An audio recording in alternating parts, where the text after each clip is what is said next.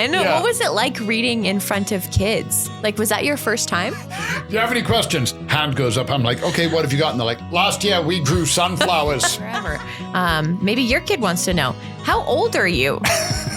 Like, how old do you think I am? And just cacophony of people shouting out numbers. And so, What are your best tips for a beginner gardener? I have nothing for this. when I look at the plant, I don't just see the plant. I see so much more. Like, I remember you told me you got asked for an autograph.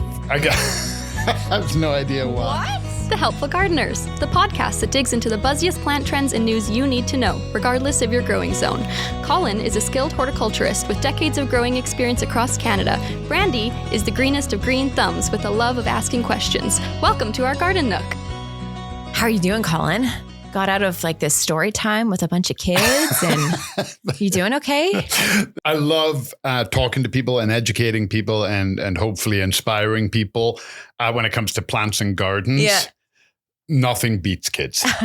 Nothing beats. I feel like you're the perfect person to take on the energy of a whole bunch of kids because like you're just a very like unique individual, like your personality and people just generally flock to you.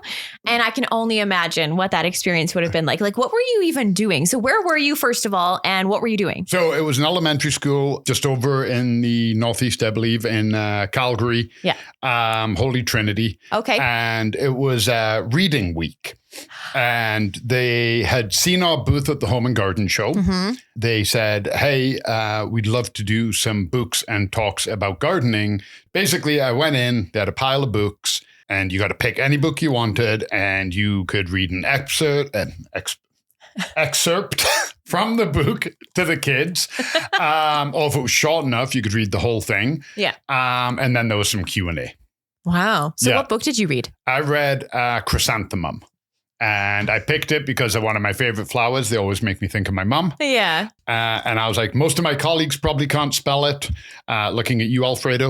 And I said, so here's the trick. And I blocked out the chrysanthemum part and said, if you go to any gardener and just say mums, they'll know what you're talking about. Hey, I love and that. I said I used to buy mums for my mum. So Oh, I that's told them cute. the story and I told them how to abbreviate the word. So for anybody that doesn't know, what is the book Chrysanthemum about? Is it about chrysanthemums? No. It's about a little mouse, and she's born, and her parents think she's perfect, and they need to give her a perfect name. So they name her Chrysanthemum. And she goes to school, and all the kids make fun of her name. Aw. And she's very upset, and she hates her name when she used to love it. Yeah. And then they go to school, and there's a new teacher there, Mrs. Twinkle. Mrs. Twinkle is the music teacher, and the kids all think she's beautiful, and she has an amazing voice. And she gives them all roles, and Chrysanthemum gets a part of playing a daisy, and all the kids tease her, and Mrs. Twinkle comes over and says, what's going on? And the kids go, her name is stupid, basically. They don't actually say that, but essentially. And Mrs. Twinkle goes, I'm named after a flower. And the kids go, oh my God, no way. And she's like, yes, my name is Delphinium Twinkle. And the kids think she's beautiful. And she said, if I have a daughter, I'm going to name her Chrysanthemum. And then the kids all turn around and go, oh my God, we're sorry, your name is beautiful, blah, blah, blah. And then Chrysanthemum loves her name again and skips home. There you go. Wow. Sorry, spoiler alert. Well, that's fun. Yeah. What was it like reading in front of kids? Like, was that your first time? To a group of kids, yeah. Yeah. Yeah, I've read like when Harry was a kid, we used to have bedtime stories. Yeah. I've read to kids one-on-one or like a couple of kids, friends' kids and whatnot. Great kids. Great bunch of kids. Attentive. The hard part was, though, I was on a time constraint, so we couldn't really look at all the pictures. So you don't do that thing where you're just like, and chrysanthemum, and you hold the book up? Or like, did you have to like read the book like you would a book and then show the picture? Yeah. Oh, okay. Got Basically, if I held the book up like that and kept turning my head, I would miss words and pages, and I would. Plus, how am I meant to focus on the story? It was compelling. Oh my goodness. And I remember you told me you got asked for an autograph. I have no idea why. What? At the end, some kid came up and was like, can I get your autograph? And I was like, sure. But you're like, what are you going to do with it? So I give them my autograph, and then I turned around and there were like 5 other kids all with pen and paper. And one of them had 2 pieces of paper. He's like, my friend wants an autograph. Oh my gosh, that's so cute. I was Okay, like, so cool. when you did that, Because you don't get asked that. So like, did you write a message or did you literally just write your name? I wrote my name, smiley face, and drew a flower and a bee. Oh, that's cute. Yeah. Did you just think of that on the spot? Yeah, I'm not an autograph signer. I should have wrote something like... You should come up with like a quote. Yeah, keep on growing. You should be like, watch David Attenborough. Watch Colin. Don't drink fertilizer. No. Be like, the seed grows in the toughest of places, or like something really compelling. And then they carry that with them for their whole life.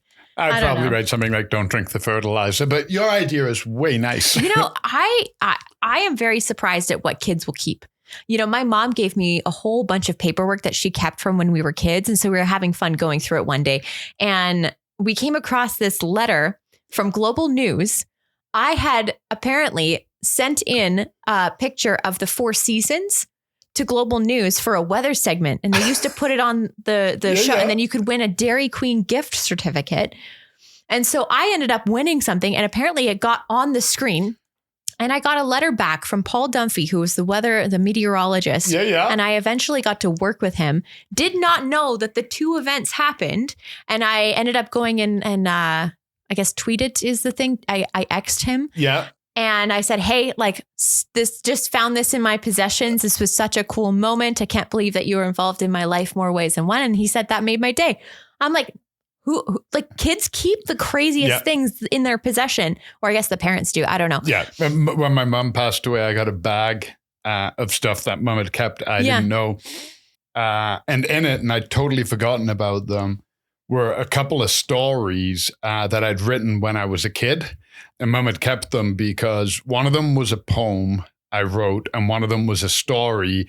And they'd both been published in like the local paper back home or whatever. Wow. I can't even imagine, you know, if any of those kids will have your autograph. Like they'll pull it out when they're 20 and they'll be like, what is this? Yeah. Who like, is this guy? The guy who read your story. Yeah. And then you mentioned there was Q&A. So you sent me some of their questions. And I think we should, on today's kind of Wednesday Q&A, we should answer some of these because it's kind of interesting what kids find. Well, kids ask out of curiosity. Adults ask out of necessity. Yeah. So, and I'm guilty of this. Like if I go somewhere, I'm not asking because I'm curious. I'm asking because I need to know how it works because I'm going to purchase it or I have a problem or like there is a need to my question. Kids don't have that. Their questions are like, I wonder how this works. I wonder what's going on here. Look, and like 3 seconds later, they'll ask something completely different. Well, the first group, they were the littles. And the teacher had to keep saying, this is question time, not story time. Oh, they kept Do you have any questions? Hand goes up. I'm like, okay, what have you got? And they're like, last year we grew sunflowers. Right on. Amazing. Yeah. Good job. So, you should have just brought a whole bunch of gold stars. Yeah. They're so excited to tell somebody that they grew sunflowers. How can you and I understand why the teachers, that's their job, keep them on track. I don't care. Go ahead, tell me about your sunflowers. That sounds awesome. Well, let's go through some of these questions because maybe there's other people. Maybe you're listening in the car and you've got a little and you're heading to school or heading to wherever. Maybe your kid wants to know, how old are you? What a great question. So this one, and I will say my age, this one though, totally not expecting that at all. No. And I was like, how old do you think I am? And just cacophony of people shouting out numbers, and some little kid shouted 40. And I'm like, we're going with that. We have a winner. I'm 52. Okay, I am 33. Yeah, cool. There you go. Yeah. Next question. You know what? I'm glad we said this. I'm glad we bridged this because you've aged me numerous times. Yeah, I don't think anybody has really known. Yeah. Like, they'll listen to us and then maybe they'll have an idea of how old we are. And not that it matters, but it's kind of like, oh, okay, you're kind of in that generation. I kind of understand some of the things that you have been talking about, that kind of thing. It gives a sense of familiarity. Yeah, totally. Yeah. Next question. How tall are you? Nothing plant related. Nope. Just how tall are you? I've been wondering for an hour. I'm 6'1". Are you really? Yep. I didn't even know that. I'm 5'4". That's a Good solid difference in between us there. Why do you like plants? I don't think anybody's ever asked me that. Yeah, no. When I look at plants, it grounds me, like literally pun intended.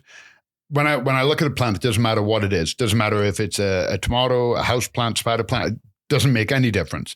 But when I look at a plant, I don't just see the plant. I see so much more. Like it's life. It's literally life. Like there'd be no life on the planet if it wasn't for plants. There's beauty. The green pulls me in. It calms me down. It exhibits, it exhibits things that I want because plants are patient and they're resilient and they bring calming and everything else. And I'm drawn to them for that reason. That's why I like to be surrounded by plants. Like, Jenny and I, as every couple does, you have to have like the serious talks and budget talks and all of the nonsense and all of the crap that you do. And when we do that, we're normally in the living room. I mean, there's no set area, but Jenny asked me a number of years ago, and she's like, "Are you paying attention to me?" And I'm like, yeah. And I repeated, everything she'd said back, but I wasn't looking at her because I was looking at the plants. Mm-hmm. Because the plants, you know how it is when you have a conversation with somebody, sometimes you can get too excited or you don't let them finish because you interject with something. Well, the plants calm my role. Yeah. So yeah, that's why I like them. There's an entire world happening that I can get lost in just by looking at some plants. I love that grown-up answer. What did you tell the kids? Yeah, I told them basically the same thing. Did you really? Yep. Oh, okay. Interesting. Yeah. Okay. I told them basically the same. I'm answering this just like I did to the kids. Okay. It was a little bit shorter, but essentially that's what I told them. Yeah. Oh, interesting. Yep. Mine kind of goes back to nostalgia in a way. My mom was a gardener. My mom loved plants. We had this beautiful big backyard with a full-grown apple tree and cotoneasters and peonies and roses and corn and, all this kind of nature. And I would never spend any time inside the house. Yep. I would always be outside every evening. I'd be outside. I would do laps around the yard or whatever. I grew up in a community that had a lot of big mature trees. It definitely gave me the same feeling of just calm. There was something about being outside and it activates all of your senses. Yep. It's like, you hear the wind and you see the flowers and you smell the flowers and you can touch the grass. And It's just kind of like, it just activates your body. It kind of wakes you up. It does. And that's what I mean about when I say there's life. Because you look at a plant and, it's not growing, it's not moving. It's just being a plant. But when you look at it for long enough, you realize there's bugs in the shadow. Yeah. There's bugs visiting it. There's birds eating the fruit. There's a nest in that tree. And you see all of the connection of everything. So nothing is by itself where as humans, we can isolate and we can kind of, cut off. But plants are like the keyhole species to everything happening around them. Yeah. I feel like whenever you have your house, it's like this has been constructed and everything has been done. But in the outdoors, it's like you're always in a sense of discovery. Yep. Because it is always changing. It's a completely altering ecosystem outside. Yep. So yeah. So I feel like very in-depth answers, but I'm actually curious. Drop down in the comments below why you like plants. Why are you even listening to this podcast? What is it about plants that really And no wrong answers. It can be maybe it's different. I like tomatoes. Yeah, exactly. And that's fine too. Ooh, what are your best tips for a beginner gardener? I have nothing for this, by the way. That was such a grown-up question. Yeah, and I'm trying when I do something like that, especially with kids. Yeah. You know how it is in a setting like that. There's after every question, the same kid puts their hand up, even though they just asked their question. Yeah. So I try and tell them, I go, look, I'm not going to pick you twice. There's a lot of people here. I want everybody to have a chance. Sure. And I was a little girl. I won't forget her. And she was in the back and she hadn't put her hand up at all. And I'm like, okay, guys, we got time for 3 more questions. And she kind of timidly put her hand up and I'm like, yeah, go ahead. And that was her question. And I was like, I've never even been asked that by an adult. Mm-hmm. Genuinely, I haven't. I said the best tip for a beginner gardener, the number one tip I can give you is don't be afraid to make mistakes and don't be afraid to ask for help. Ooh, that's a great answer. Yeah. How did she feel about that answer? She was smiling. Oh, that's good. Because it's, what am I going to do? Well, make sure you amend your soil and what's your sun exposure? That's a question you can get answered if you ask for help. Mm-hmm. And if you plant begonias in the sun, you will fail. Yeah. And then you will learn. Yeah. So don't give up and ask for help. Mm-hmm. Those are I like that. they're the two. If you do that, you will be successful. Yeah. You know what mine would probably be? Don't eat everything.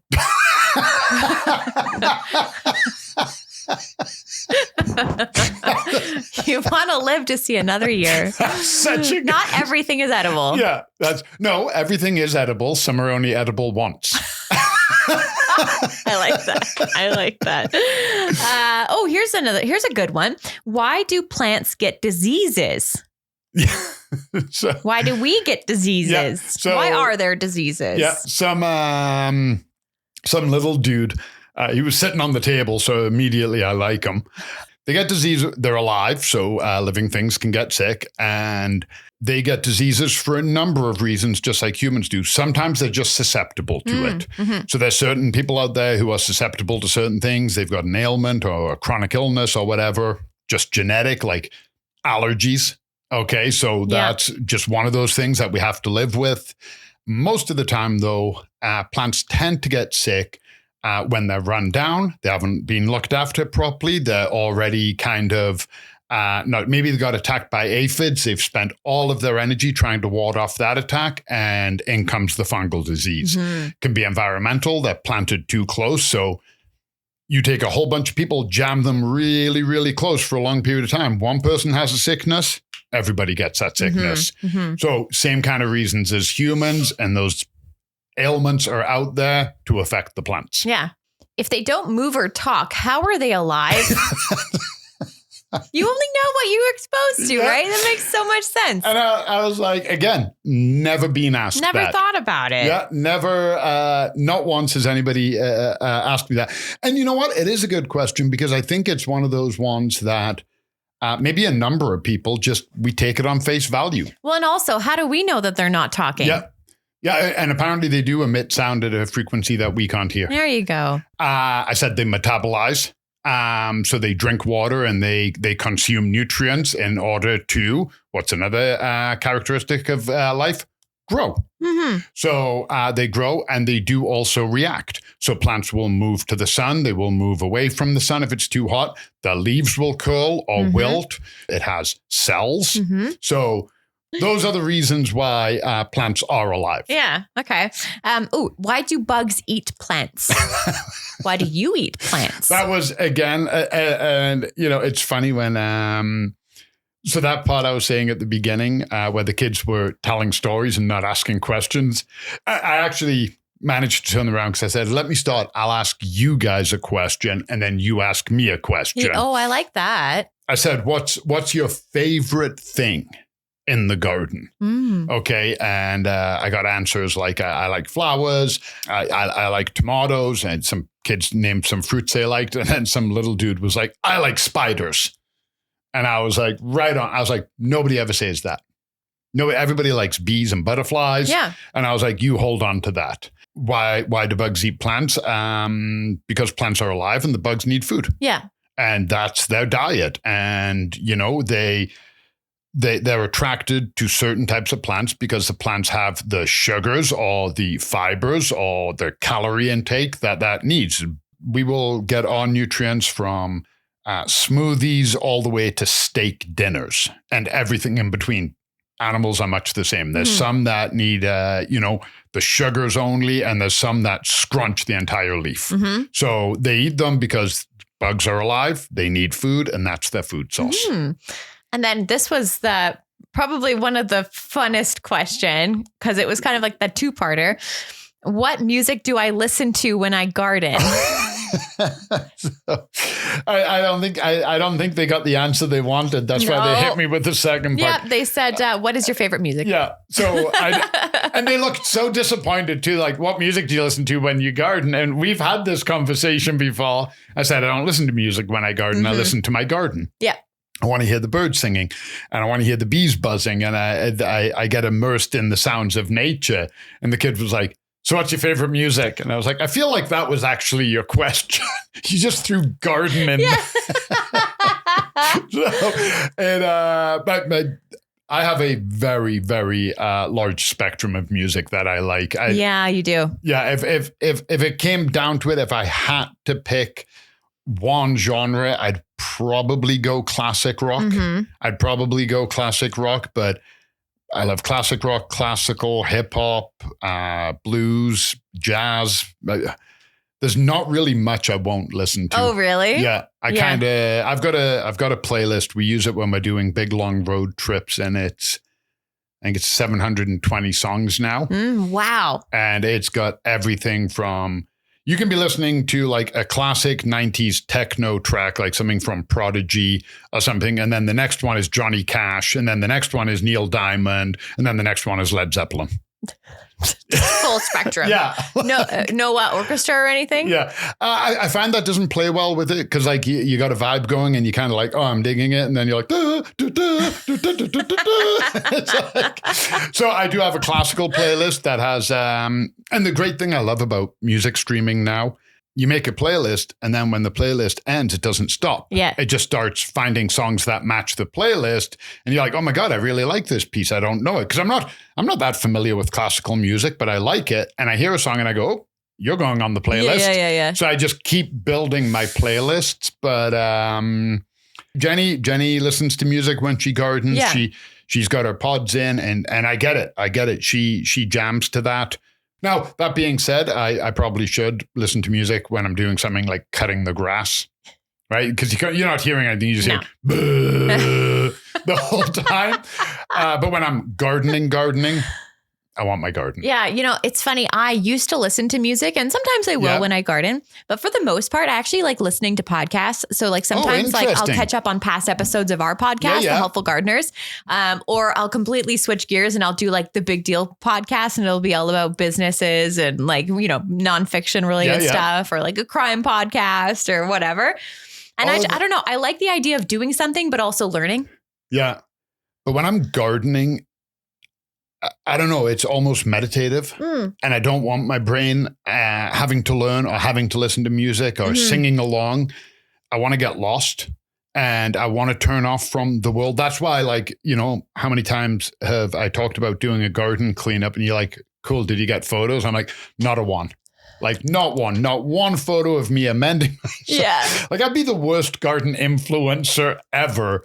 I'm doing it. My hands are dirty. I've got tools. I've got everything going. I am not thinking of my phone. I am not thinking of my music. I'm in a zone and I find it's good for my mental health. Yeah. Yeah. Interesting. Okay. Well, that was really fun. I want you to do this again so you can get more questions from kids and we could have like a segment. You know what's funny is coming up very soon, I'm going to the other end of the spectrum and I'm doing a talk with seniors. We should do another segment like this and see what seniors ask you. Guarantee they're going to ask me like, I have a pot and it's in the sun. What are the herbs? Hey, valid.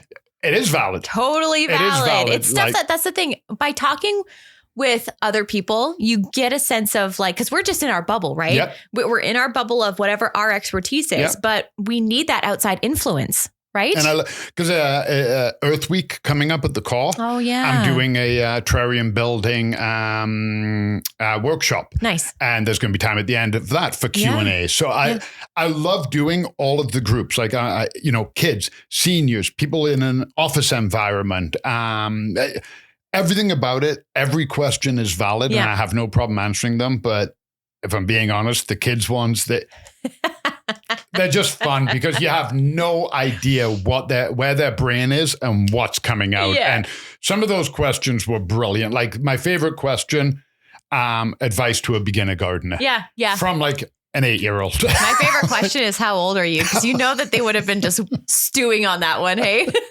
Well, like they come in, I've told them my name. My name is Colin. Yeah. That's my name. You're not Mr. Hayles or anything. Just call me Colin. Let's go. And that, like, how tall is he? How tall is he? How old is he? Not pertaining any of your information. It's just like I'm looking at your face. Yeah. What's your prescription? Exactly. Do you have a photo of your medicine cabinet?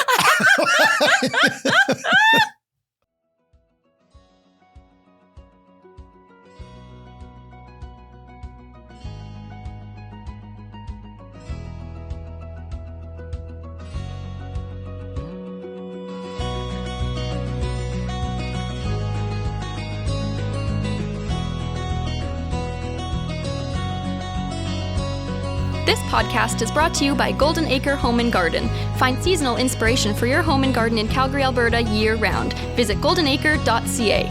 The comments and opinions expressed by the helpful gardeners on this show are our own and do not necessarily reflect the views of Golden Acre Home and Garden. For more information on everything we covered today and to leave us a voice note, visit goldenacre.ca/podcast.